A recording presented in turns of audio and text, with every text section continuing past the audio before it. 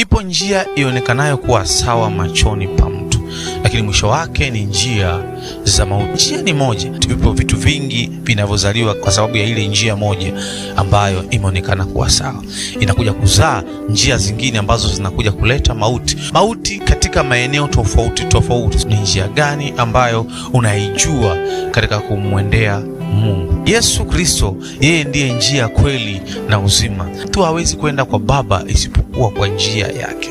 Usipoijua njia, kuna uwezekano wa kupotea, kutumia muda mrefu sana katika kuwauliza watu. Lakini kama njia unaijua, ni rahisi sana kwenda kwenye ile eneo kwa wakati na ukafika kwa wakati. Yesu ndiye aliyetoka kwa Baba, maana yake anapajua vizuri pale ambapo anatupeleka. Yeye anaijua njia. Je, wewe unaijua njia? Nani anayekuelekeza hiyo njia? Nani ambaye anakuongoza katika hiyo njia? Anapajua anapokwenda. Yesu ndiye njia, kweli na uzima. Achana na mambo mengine, yatakupotezea muda. Mfuate Yesu, yeye ndiye njia, kweli na uzima. Njia zingine zote ni za uongo, zitakupotezea muda, ila Yesu ndiye njia ya kweli na uzima. Kama vile ambavyo Adamu wa kwanza alikosea, ulimwengu mzima ukaingia kwenye mauti. Watu wote wameingia kwenye shida kwa sababu ya kosa ambalo alifanya Adamu wa kwanza.